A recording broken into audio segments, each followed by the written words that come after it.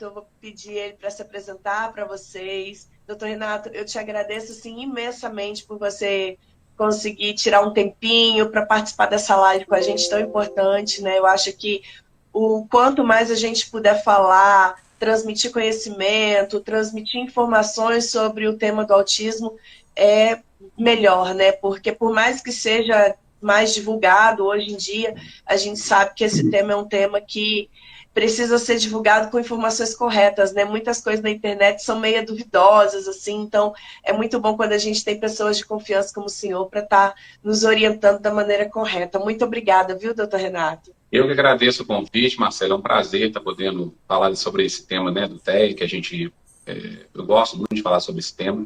Eu estou até colocando aqui atrás, né, eu vou tentar usar essa imagem aqui de trás para poder ilustrar um pouquinho aqui a nossa live, a nossa conversa. Eu fiz recentemente um simpósio aqui na minha cidade e é um tema assim que a gente sempre fala a respeito, né? É um tema hoje em dia muito abordado do ponto de vista médico. E nós, da área da neuropediatria, temos sempre essa missão, né, de poder compartilhar informações. O público que a gente vai hoje falar aqui a respeito é o público de pais, professores, né, como foi também no simpósio, a gente tenta sempre falar de uma linguagem bem simples, né, de forma que todos consigam acessar as informações. E você também comentou que a live ficaria gravada, né? Posteriormente, Sim. quem quiser, né, assistir, vai estar aí disponível, né? Meu nome é Renato Pacheco, sou neuropediatra, trabalho já, me formei no ano de 2000 na Faculdade de Medicina de Barbacena. Depois dessa formação, quando eu terminei a Faculdade de Medicina, a gente faz 2 anos de residência de pediatria e depois mais 2 anos de residência de neuropediatria. Nesses últimos 20 anos, depois que eu me formei, realmente a gente tem visto, né, nesses últimos, talvez aí nos últimos 5 anos, o aumento muito significativo, né, da incidência dos pacientes com transtorno espectro autista. Eu costumo dizer para os meus pacientes que um outro quadro que é muito comum também no consultório é o paciente com quadro de TDAH, né, o déficit de atenção com hiperatividade. E a gente, Realmente. né, e a gente percebe, sim, que realmente os pacientes com TDAH, eles sempre existiram, só que antes eles não eram diagnosticados. Agora, os pacientes com autismo, com TEA, realmente eles não existiam antes com tanta frequência, né? Não é que os diagnósticos passaram despercebidos, não, eles realmente, nos últimos anos, essa incidência ela aumentou muito, né? Hoje a gente tem aí uma estimativa pelo CDC em torno de quase 2% da população com o diagnóstico, né? Então, assim, claro, desde os sintomas mais leves até os quadros mais acometimentos mais graves, mas é realmente um quadro muito comum e é um tema que a gente tem que estar, né, divulgando, difundir, porque é importante. Me conta aí um pouquinho da sua experiência também. Você é mãe, né, de uma filhotinha, não é isso? Sou, menino, tenho uma nenenzinha de 2 anos e 7 meses, né? Uhum. E foi a partir assim, descobrir o TEA dela que eu comecei, né, a estudar, me aprofundar no assunto, né? Porque eu falo que nenhuma mulher nasce preparada para ser mãe. Para ser mãe atípica, então, muito menos, né? É. E a Alice, ela demonstrou os primeiros sinais dela, né, muito cedo, assim, era nítido que tinha alguma coisa. Os primeiros sinais eu percebia, só que não conseguia ainda ligar o TEA, mas eu sabia que tinha alguma coisa que não estava normal, Uhum. né? E você já tinha outro E aí o filho? tempo. Você já tinha algum outro? Oi? Você já tinha sido mãe antes? Você já tinha outro filho? Não, não. Sua primeira Eu filha. tive a primeira gestação, aí eu perdi o bebê, e aí depois de 3 anos eu engravidei da Alice Sim. novamente, né? E mesmo sem uma E a referência, minha você gravidez percebia realmente foi. que tinha alguma Oi? dificuldade.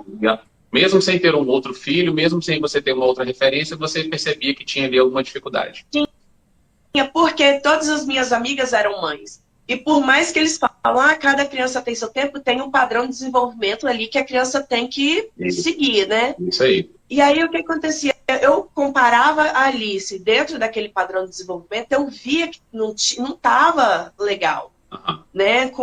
Vamos supor, com 4 meses a Alice ainda não balbuciava nada, né? Ali você ficava muito tempo olhando assim pro tempo, tipo, olhando as mãozinhas. Eu falei, gente, isso não tá normal, sendo que eu via outras crianças, até no elevador, quando você desce com a criança, né? De 4 meses, as crianças já interagiam com a mãe ali. A Alice ia mamar, não olhava para mim. Falei, tem alguma coisa de errado aqui, Uhum. né?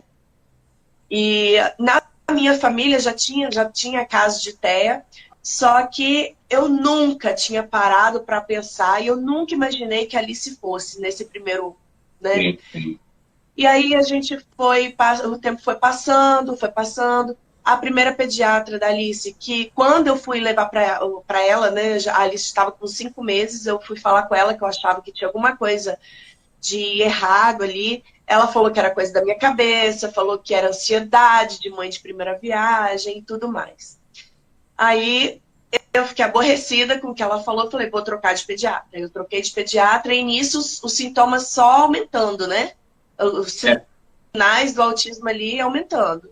E é interessante que você E está aí, comentando, que deixa eu só interromper um minutinho, que essa história realmente é importante, né, dela ser contada. Mas, assim, infelizmente, a gente hoje tem percebido realmente os profissionais da pediatria, que são nossos colegas, né, médicos, eles são a referência que uma família tem. Toda família que tem uma criança, a referência que ela tem é o pediatra, né? E quando o pediatra sim, fala, a família geralmente aceita aquilo que o pediatra sim. tá orientando, né? E, infelizmente, é uma crítica que eu faço, assim, né, em rede social, mas eu falo isso até para os próprios colegas pediatras. Falo, gente, o pediatra hoje não pode mais ser aquele profissional que só sabe antibiótico, vacina, peso, altura, leite, né, remédio verme. A gente sabe que o pediatra ele tem que ter uma formação bem mais ampla, né? E aí a gente É, fala, por exemplo, que eu acho que quem mais deveria saber sobre autismo, sobre TEA, realmente deveriam ser os pediatras, né? E isso é muito comum, essa frase que você colocou, né? Ah, isso aí é ansiedade. Isso aí, cada é, criança tem seu tempo. Ah, não, vamos esperar mais um pouquinho, né?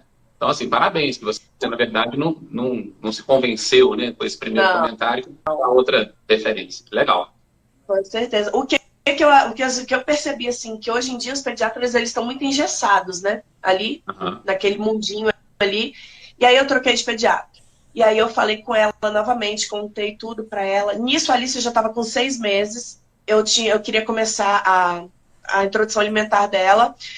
E a Alice não ficava em pé. E não era por falta de você tentar, sabe? Eu estimulei ela ao máximo a ficar sentadinha e ela era molinha, tinha a cabeça molinha, né? Aham. Então já demorou um pouquinho mais para sentar e se fortalecer ali. E aí, depois disso, ela começou a se balançar. Ela ficava sentada, se balançando, assim. E eu falei, gente, tem alguma coisa de errado. E, a princípio, a gente até coloca na cabeça, não, é coisa da minha cabeça, né? Nem tá dançando por causa do desenhozinho, musiquinha. Só que aí eu comecei a perceber que ela estava fazendo isso mesmo sem música. Era o tempo todo. Você colocava ela sentada, ela ficava, Aham. né? E aí eu fui na outra pediatra e conversei com ela. Ela meio que jogou a mesma coisa. Eu falei assim, não, mãe, eu acho que é muita coisa da sua cabeça e tudo. E muito a contragosto, me deu encaminhamento para o fono e para neuro, porque ali estava com 6 meses e ainda não balbuciava, né? Certo. E aí eu levei ela e fui na fono, o psiquiatra, né, o neuropsicólogo lá, ela foi numa sessão de um mês, né? Foram 4 sessões ali.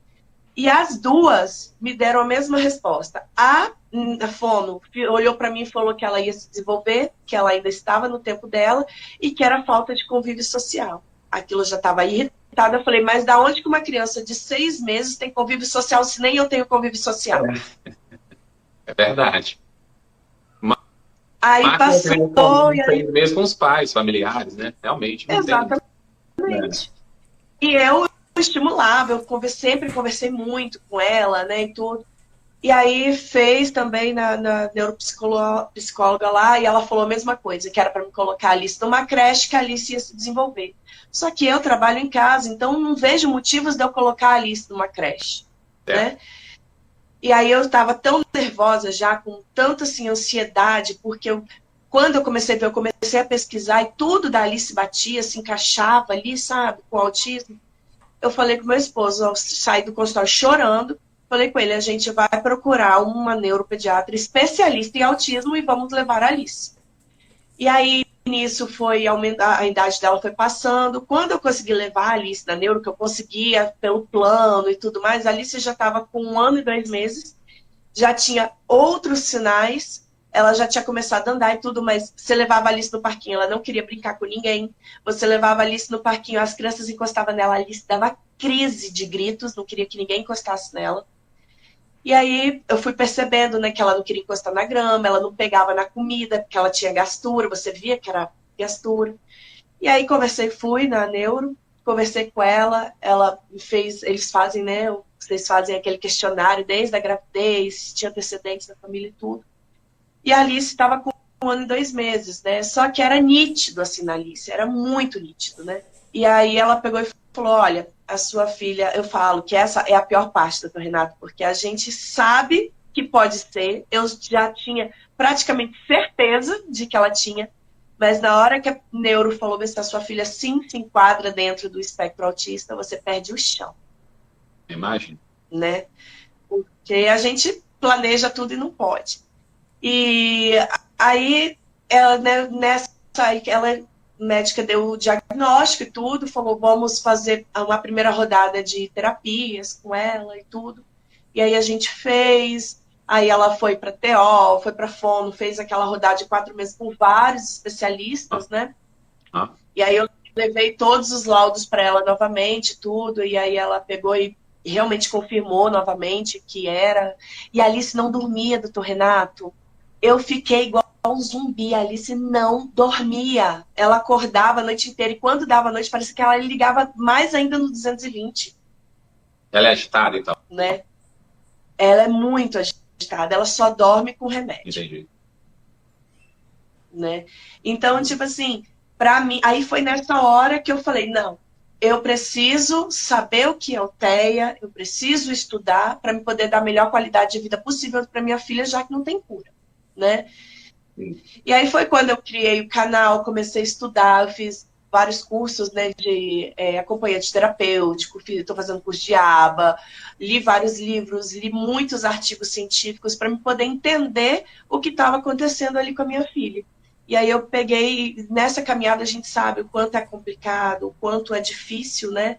E aí eu falei, não, vamos criar um canal, vamos ajudar outras mães que passam pela mesma situação, porque a jornada não é fácil, né? Então, chegamos aqui nesse canal com a presença ilustre do senhor. Muito bem.